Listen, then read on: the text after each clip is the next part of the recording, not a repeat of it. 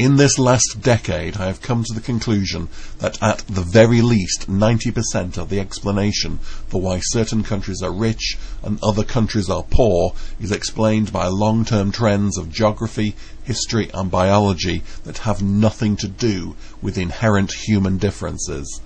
I believe there is enough explanatory power in geography and long history without needing to rely on any differences between races, tribes, climes, or whatever other term gives you fewest palpitations. But that does not prove that all people are equal. People don't have to be equal for it to be right to treat everybody fairly. Nobody has to believe that all men and women are equally strong or caring to believe that it is wrong to exclude one sex or the other from a particular job. It is not necessary to believe that races have to be equal as an article of faith. Please, do all the research you want. You will not find any sound reasons to discriminate against people on the basis of race for one very simple reason. Equality of opportunity is an ethical stance, not a rational response to the latest data. There is no data that would frighten me, unlike those who maintain that races can't exist and everybody just has to be equal and only a racist would even want to check. They are the people who are afraid of research because of the possibility of truth not being quite as convenient as they would like. They can't handle the truth.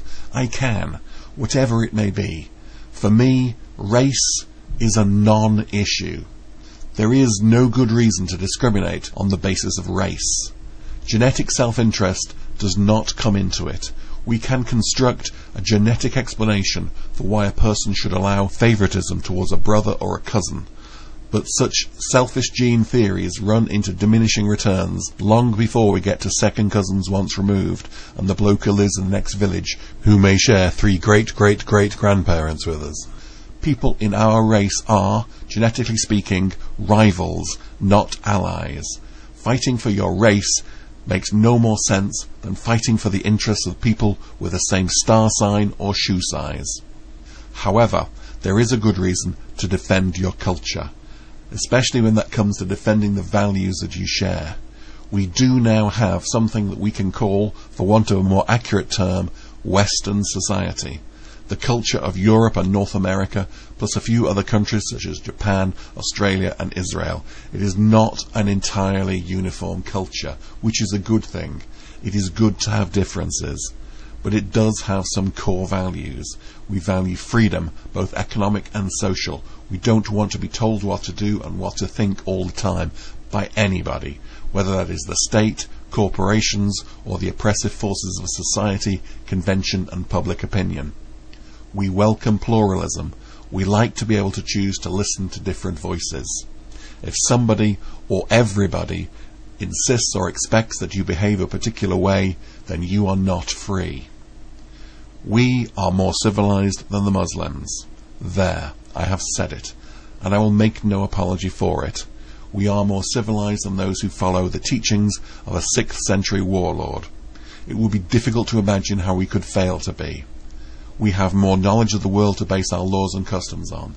To be fair, Islam in its day was quite civilized in many respects. The way that Muslims kill animals was quite good by the standards of the 6th century, using as sharp a knife as possible and cutting the throat in a single positive slash. It has much to recommend it. It is better than the practice of many third world meat markets today, but it does not compare well to the way we kill our animals in the West today. Our standards are better. We care more about the things which really matter, stunning for the animal to prevent suffering. And we don't bother with the nonsense of saying a prayer for the animal, as if that would lessen the animal's feeling of alarm, panic or outrage. We are more civilized in the way we treat women. It is entirely outrageous to expect women to cover themselves up entirely in shapeless clothes, and it is an insult to men to suggest that this is the only way to prevent rape. Well, personally, I don't feel comfortable with women walking around half naked. That is largely because they expect me to act as if I hadn't noticed. Apparently, it is impolite to notice, unless they find you attractive. which is utterly bizarre and unreasonable. However, it is not down to me to decide what other people should wear, and it should not be for any man to tell their wives or adult daughters what they can wear in public. The idea that a man should have the right to beat his wife is uncivilized. There, again, I've said it. I've crossed the line and made a value judgment. Do you think the imam at the local mosque worries about making value judgments of people following another culture?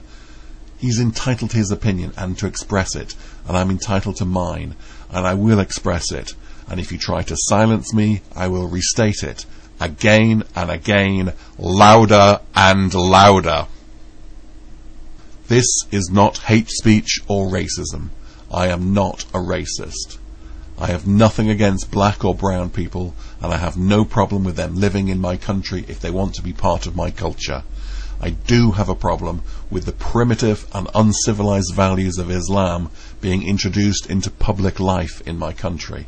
I also have a problem with these values being taught in schools using taxpayers' money, and I have a problem with the idea that to say I have a problem makes me a racist. Islam is not a race. Sharia law is not a matter of personal religious practice. It is an unwelcome interference in the running of a state. Opposing Islamization of the public sphere and the spread of Sharia law is an entirely legitimate political response to a political ideology. You can't hide your politics behind the shield which legitimately protects your private religious expression and use the bogus charge of racism against political differences.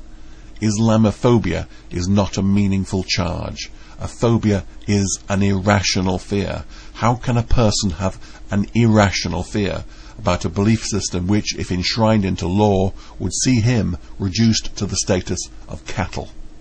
Would you call a Jew in 1930s Germany a Nazi-phobe? It's not paranoia when they really are out to get you. We knew what Hitler thought about the Jews and what he planned to do in Europe. He wrote about it in his book. Hitler wrote a book when he was in prison.